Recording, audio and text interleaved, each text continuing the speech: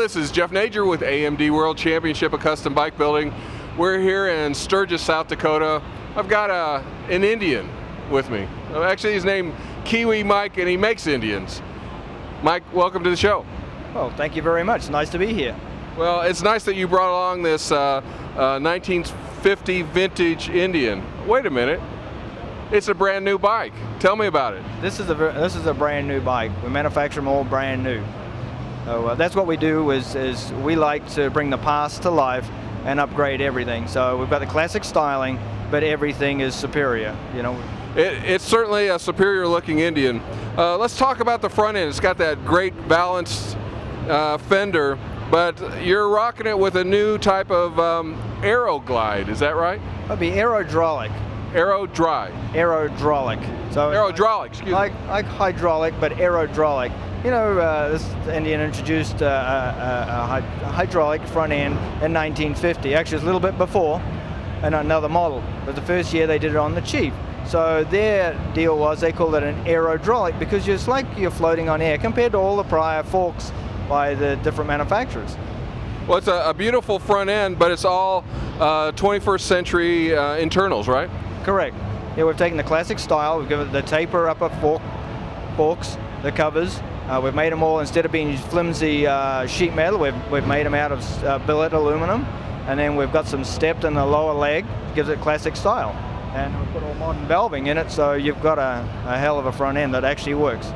Not only does it work, but it stops well. Tell us about the brake system. You know, today everybody wants motorcycles to go faster. And this bike here, we've set it up with a 4-speed overdrive transmission and it's synchromesh. So now we can, you know, cruise 70, 80 mile an hour. Well, that's fine, but people still don't take into consideration braking. It's one of those things that's on the last on the list of things to do. So, but it's the first thing on your list when you're trying to stop. Yes, and it's one of the first things. From an engineering aspect of motorcycles, you know, I look at everything as from an engineering aspect and safety. So we like a 10-inch rotor. It's not as intrusive or as big as what's typically found on the market, the 11.5s. So we make the 10-inch ourselves. You know, a nice little narrow hub. But we love brakes. We love to stop. We love to go fast, and we like to stop fast. Very good. Now, it's the tank itself is really a classic Indian tank. Tell me a little bit about that and the shift linkage. What are we doing there? Okay, this tank is we manufacture. Actually, we take great pride in manufacturing everything ourselves. The frame on the bike, we manufacture it all ourselves. Every single part of that. We start out with American-made DOM straight tubing. From there, we bend it in our jigs and our fixtures, and it's all fabricated in our own shop. It's lighter than the original. It's about 25 pounds lighter, and it's stronger. Gas tanks, likewise. We have the stampings produced, and we weld all those. You know, from the easiest part is the stamping. From that point on, I mean, you've got a lot of fabrication that goes on in tanks, and tanks are a safety issue as well. So they've got to function, and you don't want leaks and you don't want explosions. Absolutely. And I see that we've got 3 caps there. Left tank, we got 2 gallons. Right side, we have 1.5 gallons. The front portion of that tank is the oil tank. It's a dry sump system, meaning the oil is not held in the engine, it's held in the front section of the gas tank. That way it's got cool air running on it all the time. So that's a nice little feature. There's another model we're going to be doing. It's going to be, you know, my own one. I like to tour. I like to do a lot of touring, go long distances. But we're going to change the oil tank from there and then put it under the seat area. So the challenge is always hiding things, making it look nice, and also being functional. Let's talk about the engine. It does look like an original Indian engine, but it's got all the upgrades, everything you need to run many miles down the road. Yes, the engine, I'm very, very proud of the engine. It's an American-made engine. I manufacture it. I've had my hands in every single design aspect of it. From superior crankcases. I sat down, I remember being had my sheets of paper on garage floor, just being cut off from the rest of the world just for days on end, just thinking of all the modification I needed to do to the cases, but make sure that it's going to calculate out to be right.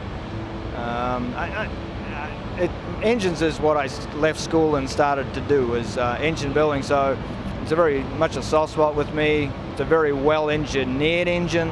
I build everything to be durable.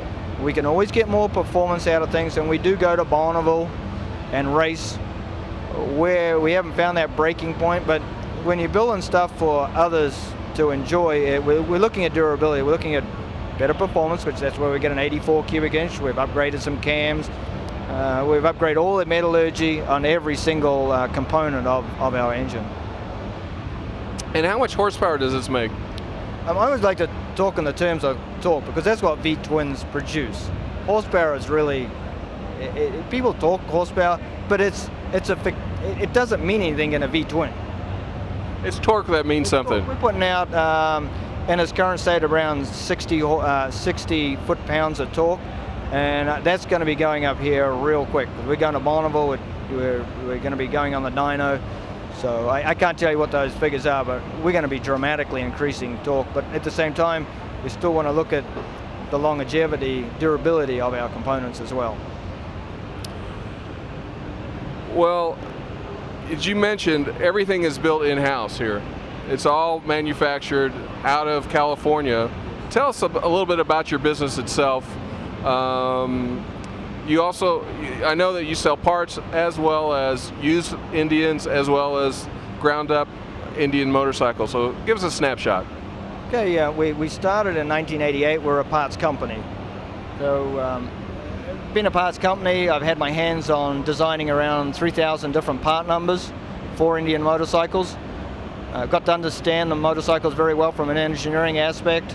And then through that, we've gone on to developing new engines. From there, we developed our leaf spring fork. And then we thought, hey, you know, what about if we make frames? Now we can be a niche market motorcycle manufacturer. And that's what our drive is. I love the style of Indians. I love being creative. I have terrific guys that work with us. My son's coming on board now, so he's had his hands on this at 17. So, you know, there's a lot of satisfaction. Being a former New Zealander, you know, I've always taken pride in manufacturing, doing stuff with our own hands. That way, there's several reasons. It's satisfaction. That's number one. Number two is quality. We govern the quality, and there's nothing more dear to us than quality. You know, it's good to say that's made in New Zealand. Good to say that's made in America, but I've certainly bought my fair share of crap. I like quality made in America, and that's what is our driving force. Well, as we move back towards the end of the bike, one of the things that I like seeing is the rear suspension, and it's a design Indian came up with many years ago, but it gives you that kind of a hardtail look, but it's a suspended rear end. Yeah, it's Indian called it a sprung frame, introduced it in 1940. It's a big year.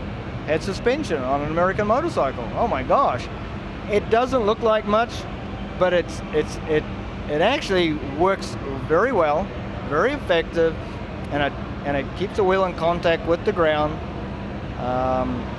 and it gives you a very nice ride. The other nice thing about it is you've got a seat that's fully suspended, so it's got. So you're double up on your suspension. Yes, absolutely. You actually got your suspension here. You can't get a better ride on a motorcycle than this. That and that rear suspension, it's the Cadillac.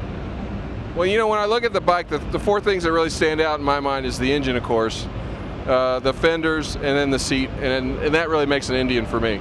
Yep, definitely. And you make an outstanding piece of machinery here. If someone was looking at your motorcycle and would like to get a hold of you, maybe for some parts or a ground up, what's your website and your telephone number? Okay, our phone number is 951-780-5400, and our website is www.kiwiindian.com. That would be Kiwi Indian.com. All right, well, there you go. It's a great looking piece. Mike, good luck in the show. Good, mate. It's just nice to be here around there's no better show in the world. There's no better recognition than being here. This is world class. I mean, it's world class builders. It's world class everything. It's just so much excitement. It's like no other show in the world. So our second place, Neil. Is a veteran of these events.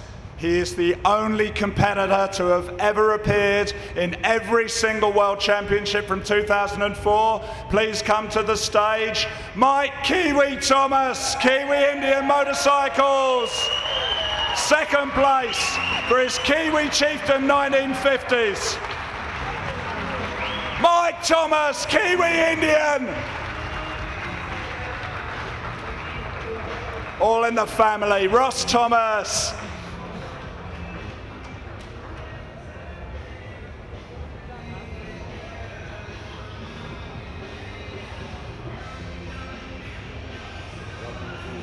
Yeah, you know.